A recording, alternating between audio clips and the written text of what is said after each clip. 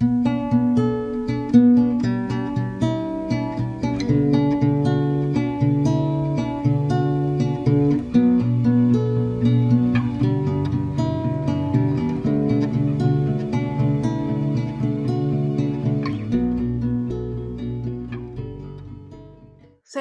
Miguel Uribe, bienvenido a Pereira. ¿Cómo le ha ido en este recorrido por la ciudad y por el eje cafetero?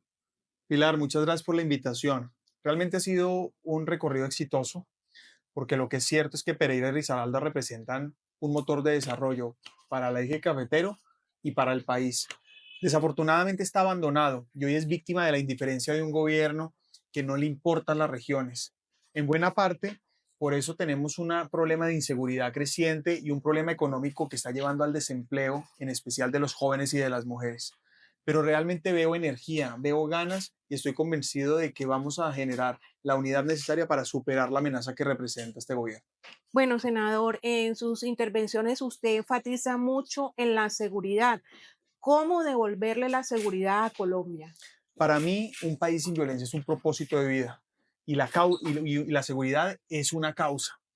Lo cierto es que sin seguridad no hay nada. La paz no es impunidad y la seguridad no es más violencia. Por el contrario, el único camino para la paz es la seguridad. Y necesitamos seguridad para volver a creer, para volver a invertir, para volver a crecer. Solo con seguridad hay inversión. Y la inversión, la iniciativa privada es fundamental para que haya política social. Solo así se supera la pobreza. Y la mejor política social es el empleo. Y lo que es cierto es que si no hay emprendedores o empresarios, no habrá empleo y tampoco habrá impuestos para financiar la política social. Todo comienza con la seguridad y la confianza que de allí se deriva. Lo primero, vamos a reintegrar a los mejores hombres y mujeres del ejército y la policía que fueron expulsados por persecución de Gustavo Petro.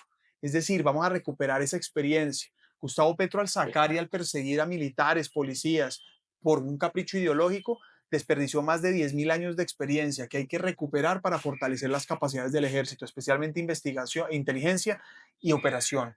Ahora, necesitamos invertir los recursos necesarios para recuperar las capacidades del ejército en general, de las fuerzas, por ejemplo, la flota de helicópteros. Vamos a trabajar con alcaldes y gobernadores para mejorar la seguridad en los territorios. Trabajaremos para que haya más cárceles bien hechas, modernas, porque es inaceptable que un cuarto de la extorsión, es decir, 25% de la extorsión en Colombia venga desde las cárceles. Es decir, hoy necesitamos cárceles genuinamente, realmente para poder proteger a los colombianos. Y obviamente una reforma a la justicia que logre que se acabe la impunidad, es decir, que no haya castigo para los criminales. Debe haber hoy más que nunca una contundencia de justicia total y castigo para quien delinque. Bueno, usted hace parte de un abanico de precandidatos por el Centro Democrático. ¿Cómo será ese mecanismo de elección para elegir finalmente a la persona que va a aspirar oficialmente a la presidencia por el Centro Democrático? Yo seré el candidato que una el partido y una el país para ganar la presidencia. Y lo que es evidente es que para mí es indiferente cuál sea el mecanismo para escoger el candidato del Centro Democrático, porque estamos trabajando para ser elegidos en cualquiera. El punto central hoy es la fecha en la que el partido debe escoger candidato. Para mí, la mejor fecha es el 25, es en mayo del año 25, un año antes de la primera vuelta presidencial, porque eso lo que implica es que nos da el tiempo para tejer la unidad que Colombia necesita para ganar y para gobernar. Nos permite posicionar una propuesta, pero además trabajar en el proyecto y en el programa que Colombia necesita, crear esa alternativa. Y en ese orden de ideas, en mayo del próximo año es la fecha ideal que yo le he propuesto al partido para escoger candidato. ¿Y cuál sería el mecanismo? ¿Sería una encuesta? Los ¿Sería? dos, para mí es indiferente cuál sea, estamos trabajando para ganar cualquiera, pero lo que los mecanismos posibles son la encuesta y la consulta popular. Ahora, frente a la consulta popular, pues hay que hacer unas consultas particularmente frente a a la viabilidad jurídica para que la consulta popular no se vuelva un impedimento después para unirse con otros partidos, porque lo que es cierto es que nos tenemos que unir para ganar en primera vuelta, ese debe ser el propósito. Y lo segundo es el costo. También es cierto que una consulta esa es muy costosa y Ujú. habrá que estudiar el momento del país, la coyuntura del país, porque habrá personas que determinarán que no es justo que estas consultas valgan tanto en un momento donde la plata es precisamente lo que más hay que cuidar. Bueno, dentro de ese abanico de precandidatos, usted es el más joven. Eso a veces se ve como un punto positivo, pero otros analistas políticos opinan que a usted le falta escuela política. Entonces, ¿cómo equilibrar juventud con esas dos opiniones que hay, su juventud versus su, digamos, falta de escuela política, que algunos opinan? Frente a muchos candidatos, soy más joven, pero tengo más experiencia administrando y gobernando. Yo fui concejal y presidente del Consejo de Bogotá. Fui secretario de gobierno de la ciudad capital. Tuve a cargo 3 billones de pesos, billones, y no tengo un solo escándalo de corrupción. Hice parte del equipo que acabó el Bronx, pero también 5 Huecos, San Bernardo, La Estanzuela. Hice parte del equipo que contrató el metro. Hicimos más de 5.000 obras en el marco de la administración en la que yo trabajé. Fui candidato a la alcaldía y hoy soy el senador más votado de Colombia. Tendré 40 años cuando gane la presidencia. Y lo que es cierto es que no solamente tengo la energía, las ganas, la determinación, sino también la preparación, la formación y la historia de vida necesaria para asumir este reto. Lo que es cierto es que en el mundo entero hoy, liderazgos preparados con experiencia, como el mío, son los que están llegando a las presidencias y a los cargos de gobernanza. Pero además, hoy necesitamos un presidente que trabaje 24 horas, 7 días a la semana. Ujú. Es que tenemos un presidente vago, perezoso, incumplido, que trabaja medio tiempo. Hoy necesitamos un presidente que piense grande y en el futuro, que represente renovación e innovación. Y por último, yo he demostrado que tengo un liderazgo firme pero convocante. No negocio principios, pero sé unir el país. Y por el otro lado, tengo la determinación de que los problemas en Colombia se deben resolver. Me rodearé de los mejores en campaña y en el gobierno tendré un equipo de alto rendimiento para resolver los problemas de los ciudadanos. Bueno, senador, usted eligió Copacabana, Antioquia, para hacer el lanzamiento de su precandidatura, el sitio donde murió su mamá, Diana Turbay. ¿Por qué elegir ese lugar tan emotivo y tan lleno de recuerdos? Pilar, es tal vez el lugar más doloroso para ir, ¿no? Pero es el lugar donde todo comenzó para mí. Es el lugar donde aprendí a no negociar principios. Es el lugar donde se une mi mayor dolor con mi propósito de vida. Es el lugar donde decidí honrar a mi mamá, porque la vida de ella y de muchísimos colombianos que han perdido su vida por este país no puede ser en vano. Y es desde allí donde me lleno de motivación y fuerza para decir que asumo esta candidatura con toda la responsabilidad, pero también con toda la convicción.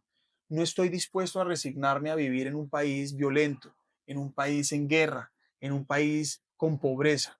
Y es por eso que tomo la decisión de poner a disposición de los colombianos mi experiencia, mi formación, mi historia de vida.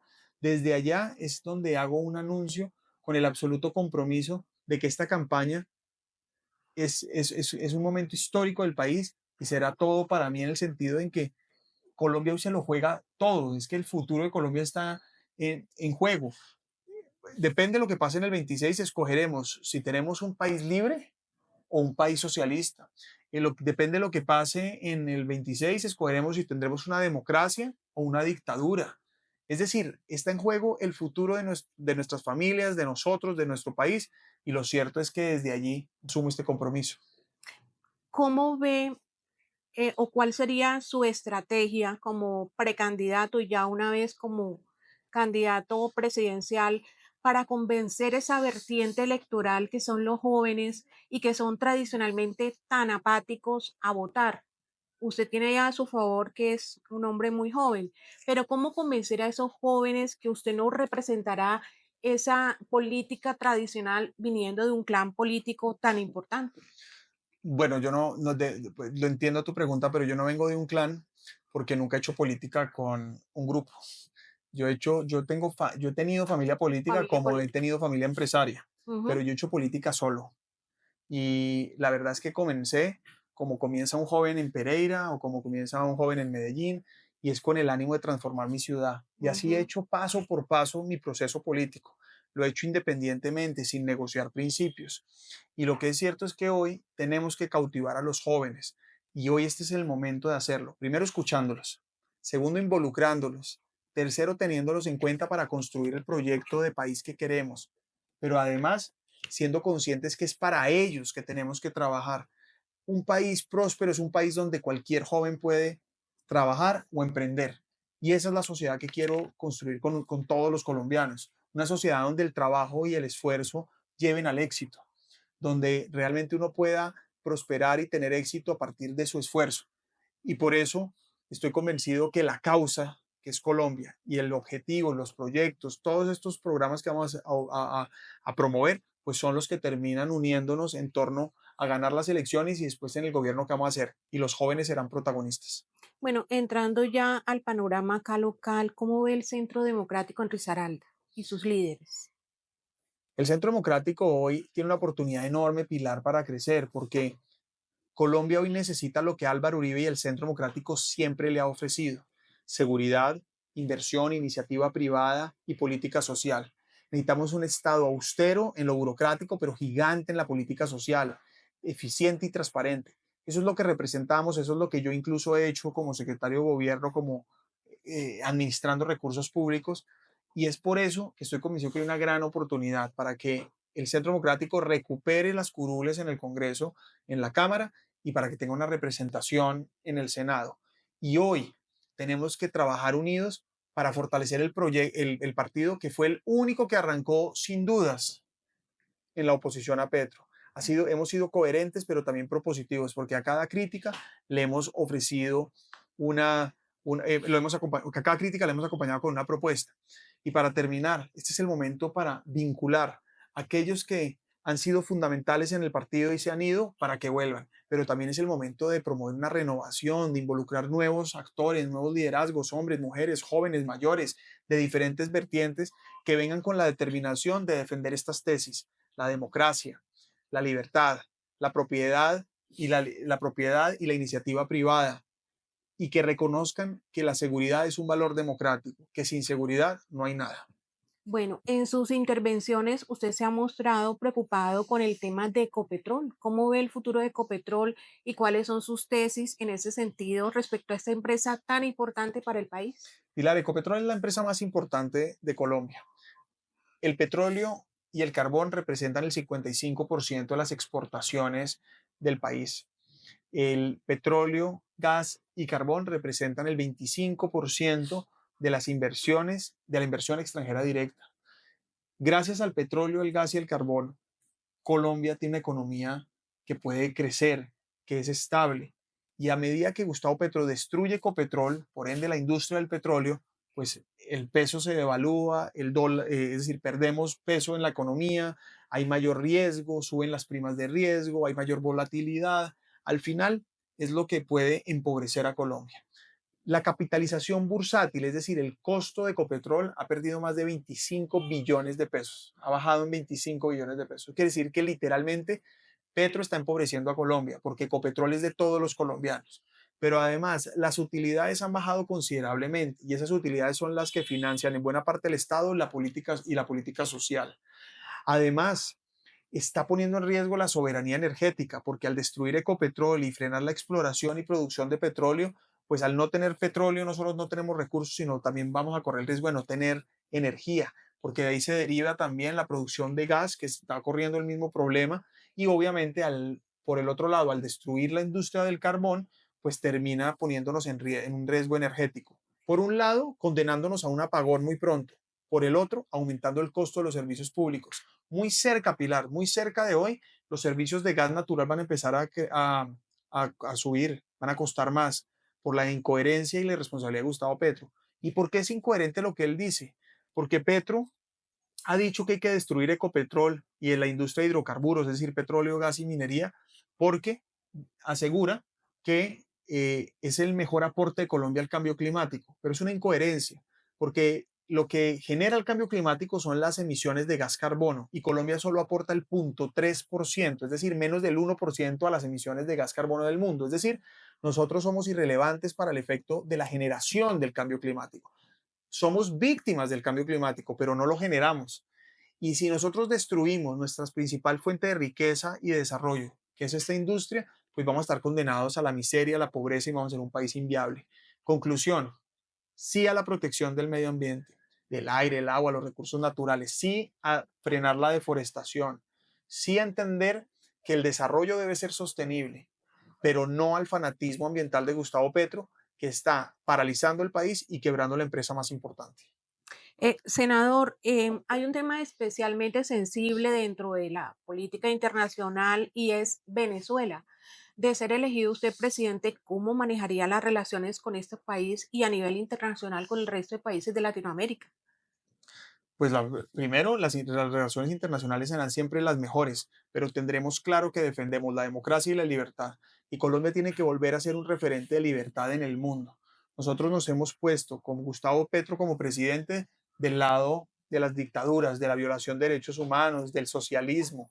Hemos sido, pasamos de ser defensores de la libertad a ser socios de Venezuela y de la dictadura de Venezuela, la dictadura de Nicaragua, la dictadura de Cuba, Irán, Rusia, China, es decir, para desgracia de los colombianos, en el mundo entero hoy ya no somos un orgullo, ya no somos un país bien visto, por el contrario, somos un país que se alió con los peores criminales. Para no ir muy lejos, Gustavo Petro ha justificado los crímenes de Hamas, un grupo terrorista en el Medio Oriente. Entonces, vamos a tener las mejores relaciones con todos los países, pero en el marco, primero, de la defensa de la democracia y la libertad, y segundo, de los intereses de Colombia. Es fundamental que la política exterior esté construida en el marco de los intereses del Estado, de los colombianos y no de un proyecto político que es como sucede hoy, donde Gustavo Petro está utilizando la burocracia internacional para favorecerse el mismo. Bueno, senador, finalmente, y no podemos dejar de lado una pregunta que tiene que ver con su familia.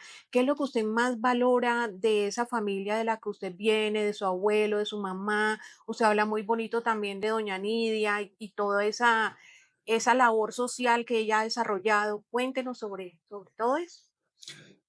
Lo que me hace estar aquí es que aprendí a no ser indiferente precisamente porque perdí lo que más aprecia un ser humano, su mamá. Y lo Ujú. perdí por cuenta del conflicto armado, de la violencia, y ella, con el convencimiento de aportar a la paz, vivió y murió por la paz en Colombia. Me enseñó que los principios no se negocian, que hay que ser absolutamente firme y coherente. Aprendí que el interés general está por encima de los intereses personales, pero en especial y entendí que no se puede ser indiferente.